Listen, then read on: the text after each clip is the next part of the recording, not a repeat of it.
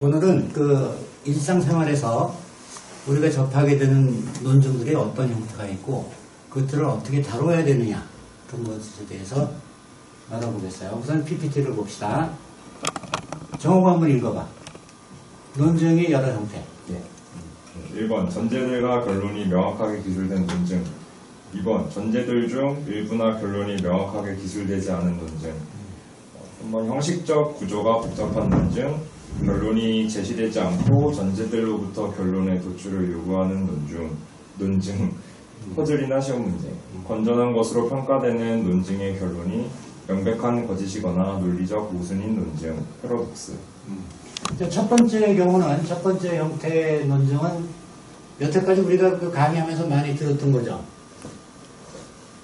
이해로 많이 들었던 거예요. 그러니까 저거는 그 전제들과 결론이 아주 명확하게 그 기술이 돼가지고 우리가 배운 그 논증이 좋은 논증인가 나쁜 논증인가 결정하는 방법, 그 방법이 그대로 적용될 수 있는 논증들이죠. 그런데 그렇게 그 실생활에서 보면 전제들과 결론이 명확하게 기술된 논증이 그렇게 많지가 않아요. 다른 대부분의 경우는 그 전제들이나 결론이 아예 생략이 됐거나 아니면 명확하게 기술되지 않은 경우가 대부분이에요. 그래서 그런 경우에는 우리들이 그 생략된 명제나 그 결론을 찾아내가지고 그걸 다시 명확하게 기술해서 논증으로 만들어야 돼요. 그래야지 평가 기준에 의해서 그 좋은 논증인가를 평가할 수 있죠. 또 다른 형식은 그 형식적 구조가 굉장히 복잡한 논증이에요. 그러니까 일반적으로 보면 우리가 일상생활에서 보는 대부분의 논증은 사실 굉장히 복잡한 논증이에요. 그러니까 하나의 논증이 아니라 여러 개의 논증이 함께 들어가 있는 그런 논증들이죠.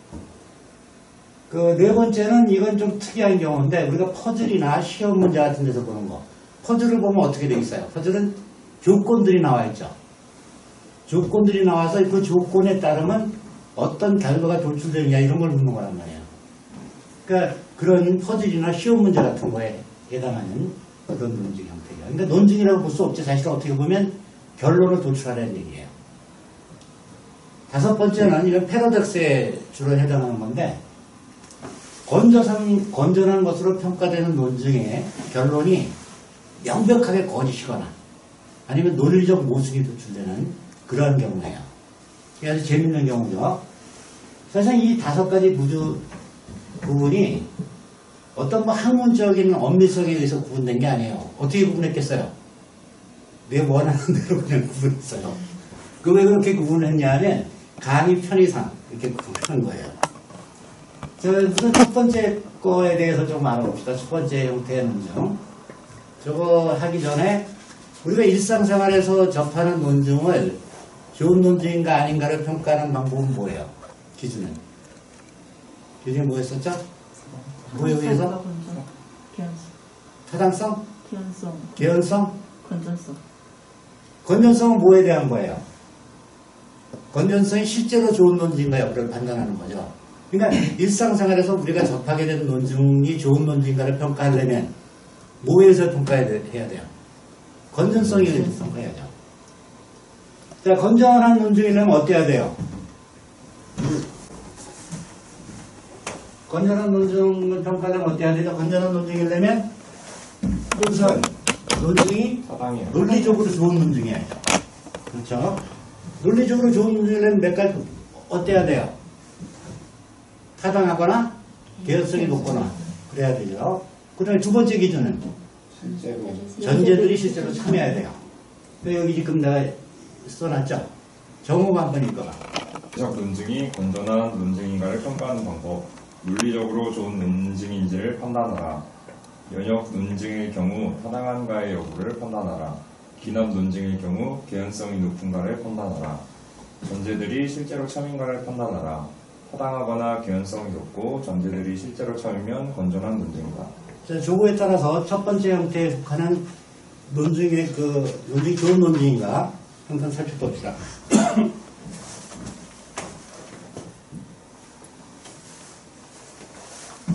자, 이건 다민이가 한번 얘기해 볼래? 첫 번째 논증 건전한 논증이 아니에요. 건전한 논증이에요. 두 번째는 아니에요. 왜 아니죠? 첫 번째는 왜 건전한 논증이고 두 번째는 아니에요? 첫 번째는 논증이 타당하기도 하고 이게 전제들이 실제로 다 참일 텐데, 두 번째는 일단 논증 자체는 타당한데 전제가 이게 실제로 참이 아니에요. 그 첫 번째 논증의 경우는 길동이가 사람을 지칭하는 거라면 저 건전한 논증이죠. 네. 그렇죠. 그 타당한 논증이고 전제들이 실제로 참이니까. 자, 두 번째 논증은 어떤 게 문제예요 지금? 타당한 논증이 아니에요. 맞아요. 타당한 논증이죠. 근데 뭐가 문제예요? 사자는 첫 초식동물이거나 번째 전제가 거짓이죠. 네. 그렇죠. 그러니까 이렇게 명확하게 그 전제랑 결론이 기술되어 있으면 그 조금 전에 배운 우리가 건전성 판단하는 기준을 적용하면 명확하게 좋은 논증인지 아닌지 판별할 수 있죠. 자, 문제는 어디서 생겨요? 두 번째 형태의 논증 같은 경우에 생길 수 있죠. 두 번째는 어떤 형태의 논증이라고 그랬어요? 두 번째 경우가 어떤 형태죠? 전제들과 결론이 생략됐거나 명확하게 기술되지 않은 경우죠. 전제들이 생략되는 경우는 어떤 경우예요, 대부분? 너무나 확실한 거. 구태여 다시 언급할 필요가 없을 정도로 확실한 것들. 그런 것들은 뭐 생략할 수 있죠. 그 다음에 아주 애매모호하게 기술되는 경우도 많아요. 전제와 결론이. 하나의 예를 살펴봅시다.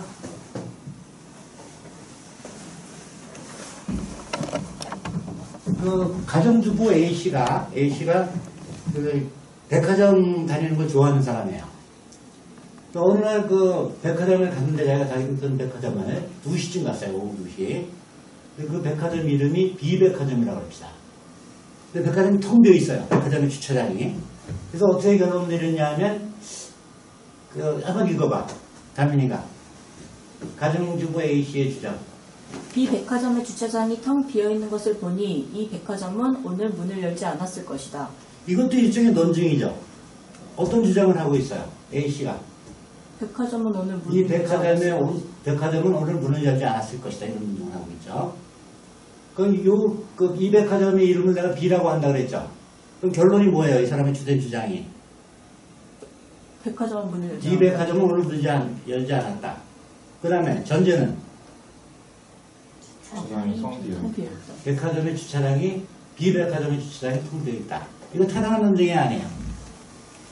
아니에요. 아니죠. 왜 아니에요? 어떤 가능성이 있어? 전제가 참인데 결론이 거짓일 가능성. 백화점이 문을 열긴 했는데 사람이 아무도 안 왔을 가능성이 있어요. 그럴 가능성이 있죠. 어떤 경우 어떻게 그래요? 어떤 요즘 사태랑 비교해보면. 문은 열었는데 코로나 때문에 사람들이 안 올 수 있죠. 그러니까 전제가 참일지라도 결론이 거칠 가능성이 있어요. 그러니까 타당하지 않은 논증이에요. 근데 저 주부가 저런 판단하는 건 어떤 근거에서 했을 것 같아요? 그런 건 자신의 경험이겠죠. 예전에 갔을 때, B백화점에 갔을 때 오후 2시에 가면 항상 사람들이 많았고 주차장이 꽉 차 있었다 뭐 이런 얘기죠. 그 어떤 판단이었냐면 그러니까 전제 2번 같은 거 판단하는 거라고 볼 수 있죠. 그 한번 읽어봐, 정원과. 평일인 오늘 오후 2시에 B 백화점의 주차장에 차들이 주차되어 있지 않다. 오늘 B 백화점이 개장되어 있다면 오늘 오후 2시에 B 백화점의 주차장에 차들이 많이 주차되어 있을 것이다. 오늘 B 백화점은 문을 열지 않았다. 저 논리적으로 좋은 논쟁이 아니에요, 이제. 좋아요. 좋죠. 그럼 무슨 법칙이야, 이거? 이런 법칙 아니에요?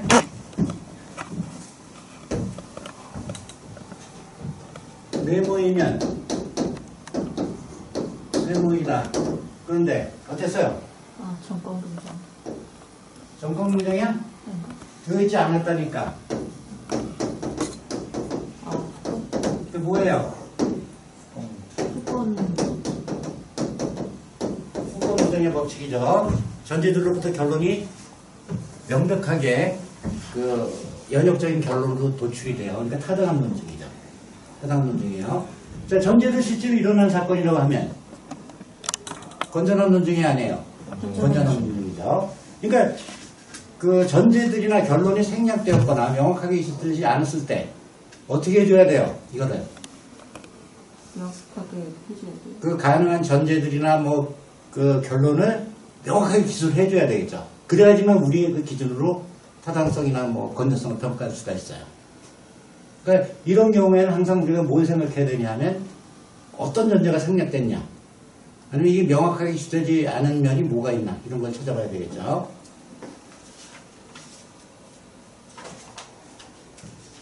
그 다음에 우리가 실제로 뭐 신문 사설이나 이런 거를 봤을 때 많이 보게 되는 논증이 복잡한 구조를 가진 논증이에요. 그러니까 하나의 논증이 사용된 게 아니라 여러 개의 논증이 사용됐고 이게 복잡한 구조로 얽혀있는 논증들이에요. 그러니까 그런 거 하나만 예를 살펴봅시다.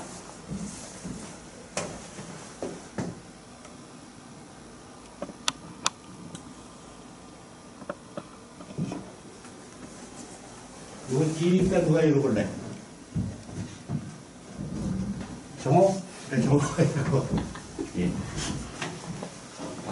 바닷가에 사는 A라는 어부는 동일한 구조와 재질 그리고 동일한 모양을 가진 두 척의 배를 사들여 한 척은 북한강호로 다른 한 척은 남한강호로 명명했다. 선원을 구하기 힘든 사정 때문에 A는 두 척 중 오직 북한강호만을 사용하고 남한강호는 포구에 정박시켜 놓았다. 북한강호만을 사용하여 조업행위를 하였기 때문에 북한강호를 구성하고 있는 부분들이 낡고 고장나게 되었고, 이에 따라 A는 고장난 부분을 남한강호에서 떼어내서 대체하고 남한강에 떼어낸 부분은 북한강호에서 떼어낸 부분으로 대체하였다. 이러한 과정을 거쳐 결국에는 북한강호를 구성하는 모든 부분들은 남한강호의 부분들로 대체되었고 남한강호의 모든 부분들은 북한강호의 부분들로 대체되었다. 이 경우 배 두 척을 사들인 시간을 T0라고 하고 두 척의 배의 부분들이 완전히 서로 교체된 시간을 TN이라고 하면 T0에서의 북한강호는 TN에서의 어느 배와 동일한 배인가? 이 질문에 대해 T5에서의 북한강호는 TN에서의 북한강호와 동일하다고 답변하면 이 답변은 T0에서의 북한강호는 TN에서의 북한강호와 전혀 다른 부분으로 구성되어 있다는 사실과 상충된다. 반면에 T0에서의 북한강호는 TN에서의 남한강호와 동일한 배이다 라는 답변은 T1, T2의 시간을 거쳐 TN에 이르기까지 북한강호의 하나의 부분들이 교체될 때마다 우리는 그 배를 북한강호라고 부르며 동일한 하나의 배로 취급해왔다는 사실과 상충된다.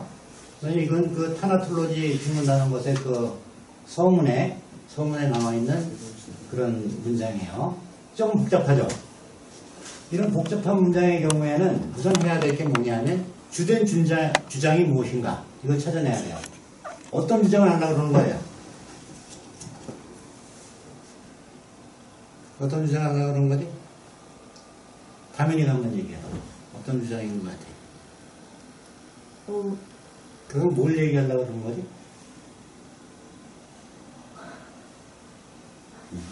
그냥 내가 얘기하자. 남한강호랑 북한강호가 같은 배인가? 같은 배인가에 대해서 어떤 입장이야? 여기서 동일한 배라고 하면 두 경우에 다 동일한 배라고 하기가 힘들다, 뭐 이런 주장을 하고 있는 거야, 아니에요? 그렇죠? 맞습니다. 근데 상충된다는 표현을 하고 있잖아. 그죠? 처음에 상충된다는 건 어떤 표현이에요? T0에서의 북한강호는 TN에서의 북한강호와 전혀 다른 부분으로 구성되어 있다는 사실이 상충된다, 이런 얘기죠. 어떤 대답이? T5에서의 북한강호는 TN에서의 북한강호와 동일하다고 답변하면 그건 이런 사실과 상충된다, 이런 얘기예요. 두 번째 거는, 두 번째 상충되는 건 어떤 거랑 상충된다는 얘기야? T5에서의 북한강호가 TN에서의 남한강호랑 동일하다 그러면 뭐랑 상충돼요? 우리가 북한강호를 어떻게 불러왔어? 계속 T1, T0, 뭐 T1, T2 이렇게 가면서 계속해서 북한강호로 불러왔죠. 그 사실과 상충된 얘기죠. 다음 걸 봅시다. 결국 이론 구조죠. 이론 구조예요. 그래야 안 그래요? 네. 그렇죠. 근데 이 상충된다는 표현이 상당히 애매하죠. 내가 아까 얘기했던 거에 따라서 얘기하면 무슨 얘기가 돼요? P1의 경우는 어떻게 바꿔줘야 돼? 명확하게 표현하려면. 그 한 개체가 다른 개체랑 완전히 다른 성분으로 구성되어 있으면 동일한 개체라고 할 수 있다는 얘기예요? 없다는 얘기예요? 없습니다. 없다는 얘기죠? P2에서는 한 개체를 계속해서 어떤 개체가 아니라고 주장을 했으면 그럼 동일한 개체라고 할 수 없다는 얘기죠? 그런 원칙이 적용되고 있는 거죠. 이거 좀 명확하게 봅시다. 어떻게 되나? 근데 귀찮아가지고 사진을 찍어가지고 이렇게 만약 한 개체 A와 한 개체 B의 구성 성분이 완전히 다르다면 A와 B는 동일한 하나의 개체가 아니다. T0에서의 북한 강우는 Tn에서의 북한 강우와 전혀 다른 성분으로 구성되어 있다. 따라서 A와 B로부터 T0에서의 북한 강우는 Tn에서의 북한 강우와 동일한 배가 아니다. 그 상충된다는 표현이 결국 구체적으로 나타나면 이런 형식 아니에요? 그렇죠? 자, A하고 B로부터 C 나와야 안 나와요? 나와요. 이런 얘기죠.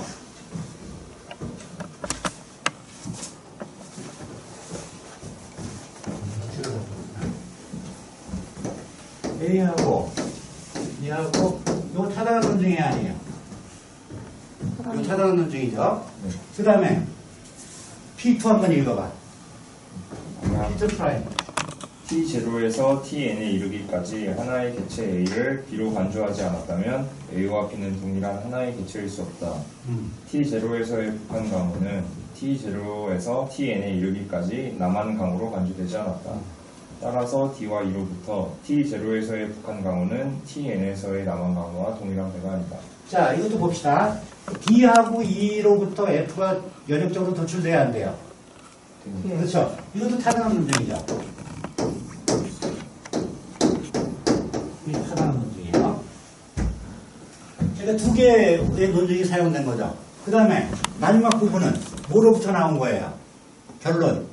T1 프라임 그 P1, P2로 나왔는데 그 구체적인 명제 A, B, C, D, E, F까지 해서 뭐랑 뭐로부터 나온 거예요? 싫어요. 뭐랑 뭐 F? C랑 F죠. C랑 F로부터 이건 C가 나온 거죠. 그렇죠. 그러니까 결국 몇 개의 논증이 사용된 거예요? 세 개의 논증이 사용된 거죠. 이 구조는 어떤 구조예요? 이런 구조죠. A랑 A하고 B로부터 이거 두 개로부터 뭐가 도출됐어요? 이거 두 개로부터 이거 타당성이라고 그랬어. 요 기호를 타당성이라고 하면 A랑 B로부터 C가 도출된 거죠. 그렇죠? 그 다음에 B랑 C랑 F라고 썼구나 내가.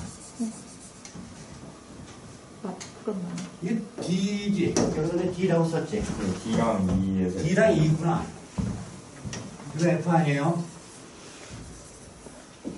D랑 E로부터 아니 이거 잘못 썼다. 여기 하나 지워 지나가 여기. 네. 지워 지나가 나온 거야. 그러니까 D랑 E로부터 요 두 개로 해가지고 뭐가 나온 거예요? F가 F가 나온 거죠. F가 나왔어요. 자, 그 다음에 C랑 F 두 개로부터 뭐가 나왔어요? 이게 결론이 나온 거죠. 자, 이런 구조죠. 이런 구조예요. 자, 이거 좋은 논증인가 건전한 논증인가 따져보려면 어떻게 해야 돼요? 이 각각의 논증들 타당한가 뭐 타당하지 않은가 살펴봐야 되겠죠. 좋은 논리적으로 좋은 논증인가. 그 다음에 뭐 살펴봐야 돼요? 문제들이 실제로 논제도 실제로 참여가 살펴봐야 되죠. 이거 실제로 좋은 논증이 아니에요. 이거 볼 때. 어때요, 여러분들 생각에? 좋아요. 정원은? 애매하긴 한데 좀 좋은 쪽인 것 같습니다. 이제 봅시다. 1번의 경우 완전히 다른, A번, 완전히 다른 성분으로 구성되어 있으면 동일한 개체일 수 없어요? 시간 속에서 보면? 당연히 처음에 뭐로부터 시작했어? 단세포로부터 시작한 거죠. 그래서 계속 변해왔죠? 네. 처음에 시작했을 때 단세포는 없어졌어, 안 없어졌어? 없어졌죠. 없어졌다는 걸로 대체됐다고 봐야죠. 그럼 완전히 다른 걸로 구성된 거야, 아니야? 맞아요. 그렇죠. 근데 지금의 다민이도 옛날의 다민이도 다민이라고 부르잖아. 동일한 다민이죠? 그러니까 시간 속에서 변하는 객체들에 대한 원칙으로 적용될 수 없죠. A가. 그러니까 A가 참이라고 할 수 없으니까, 실제로 참이라고 할 수 없으니까, 건전한 논증이에요, 아니에요? 아니에요. 건전하다고 할 수 없죠. 그러나 논리적으로 좋아요, 안 좋아요? 이 구조상의 문제는 없죠. 내가 그 복잡한 논증을 평가하는 방법을 정리를 한번 해봤어요. 이걸 꼭 따라하려는 얘기는 아니고, 심심한 사람은 따라해보세요. 다음 페이지. 크게 한번 읽어봐라. 정호가 읽어라. 예, 알겠습니다. 복잡한 논증에 대한 건전성 판단 방법. 그래서 필자가 전달하고자 하는 교된 주장을 찾아내라. 그래서의 주된 주장을 논리적 관계가 명확히 드러나도록 기술하여 전체 논증의 결론으로 삼아라. 이게 삼아라는 결론으로 떨어져 있죠. 저 왜 저런 현상이 일어난 줄 알아? 이거를 글자를 확대를 했거든. 그래가지고 좀 띄어쓰기가 엉망이야. 그 고려해가지고 읽으세요. 네, 두 번째. 네, 결론을 정당화하기 위해 사용된 명제들을 찾아내고 이들을 결론과 연관하여 그 논리적 관계가 드러나도록 명확하게 기술하라. 결론을 정당화하기 위해 사용된 전제들을 정당화하기 위해 사용된 다른 명제들이나 생략된 원칙들을 찾아내고 이들을 명확하게 재기술하라. 논증을 구성하고 있는 명제들 사이의 논리적 관계를 명확하게 나타내라. 만약 결론에 이르기까지 사용된 논증들 모두가 각기 타당하거나 개연성이 높은 논증일 경우 그 논증은 논리적으로 좋은 논증이다. 논리적으로 좋은 논증일 경우 전제들이 실제로 참인지 여부를 판단하라. 논리적으로 좋은 논증이고 전제들이 실제로 참이면 그 논증은 실제로 좋은 논증이다. 예, 수고했어요. 그 네 번째 형태의 논증이 어떤 거였었죠? 네 번째 형태의 논증. 기억나는 사람? 네 번째 형태. 다시 봐, 앞으로. 다시 가보자.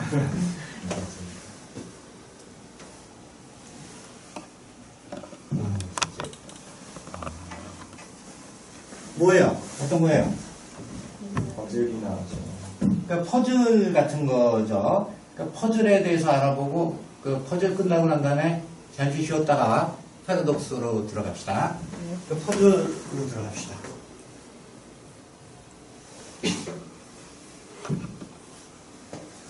자, 퍼즐은 어떤 경우에요? 조건들이 제시되고 그 조건에 따라서 결론을 유도하는 거죠. 퍼즐 풀기를 하는 거 아니에요? 근데 시험 문제는 어때요? 우리도 일상적으로 보는 시험 문제. 그것도 일종의 조건이 주어지고 그 조건에 따라서 문제 풀려는 얘기죠. 답을 요구하는 거예요. 그러니까 전제들이 제시되지 않고 뭘 요구하는 거예요? 결론을 요구하는 그런 논증 형태예요. 그 중에 퍼즐 하나만 내가 뽑았어요. 이거 뭐 너무 유명한 퍼즐이니까. 여러분 했었죠, 이거? 옛날에. 그렇죠? 했었던 것 같습니다. 했었을 거예요, 이거. 예. 자, 그럼 이거는 당연히 가면 읽어봐라. 한 사진 전시회에서 노신사가 오랫동안 한 남자의 사진 앞에 서서 사진 속의 남자를 물끄러미 응시하고 있었다. 이 광경을 목격한 유일한 호기심이 많은 사람인 길동이는 특유의 호기심이 발동하여 다음과 같이 노신사에게 물었다. 사진 속의 남자는 당신과 어떤 관계입니까? 길동이의 질문에 노신사는 아래처럼 답했다. 나는 형제자매가 없는데 이 남자의 아버지는 나의 아버지의 아들이다. 노신사의 대답을 들은 길동이는 사진 속 남자와 노신사의 관계를 알아낼 수 있었다. 사진 속 남자는 노신사와 어떤 관계인가? 자, 봅시다. 이 퍼즐에서 요구하는 건 뭐예요? 뭘 요구하고 있죠?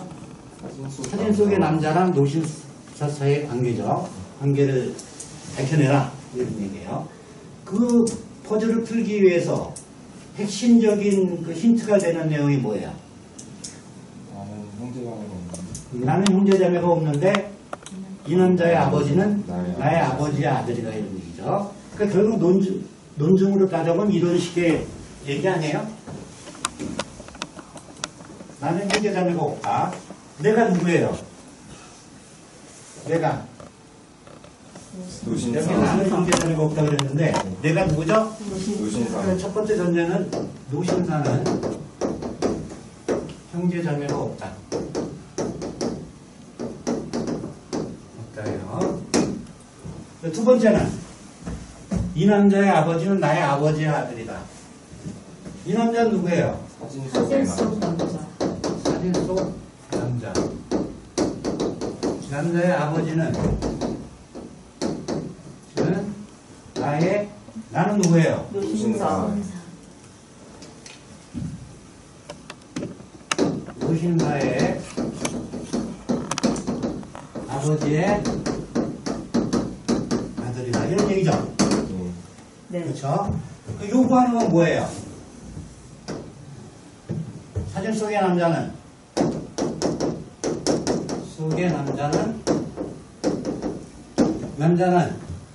노신사의 아들이. 노신사의 아들이다. 무엇이다. 뭐 이런 얘기죠. 요거 찾아내는 얘기죠. 요거 찾아내는 얘기예요.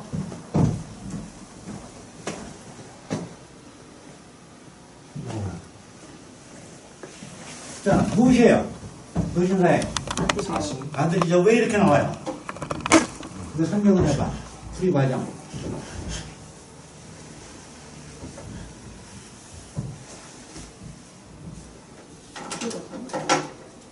노신사는 형제자매가 없죠. 네. 형제자매가 없으니까 어떤 사람이란 얘기예요? 외동아들. 외동아들이죠. 여자 동생도 없고 남자 동생도 없고 남자 뭐 오빠가 아니지 형도 없고 누나도 없고 이런 상황이란 말이야. 그러니까 형제자매가 없으니까 노신사의 아버지의 아들은 누구야? 노신사의 아버지의 아들은 노신사요. 노신사죠, 이건. 그렇죠? 네. 그러니까 이 부분을 노신사의 아버지의 아들은 그러니까 노신사로 대체할 수 있죠. 그렇죠? 그럼 노신사의 이 사진 속에 남자의 아버지가 노신사죠? 네. 그럼 사진 속의 남자는 노신사의 누구예요? 아들이요. 아들이죠. 자, 이렇게 하면 이거 타당한 논증이 아니에요, 이제. 이제 타당한 논증이죠. 결국 퍼즐의 대부분은 어떤 걸 요구하는 거예요? 결론을 찾아내가지고 타당한 논증의 결론을 도출해내라. 이런 걸 요구하는 거죠. 시험 문제도 대부분 마찬가지예요. 그걸 요구하는 거죠. 조금 쉬었다가 그 패러독스로 들어갑시다.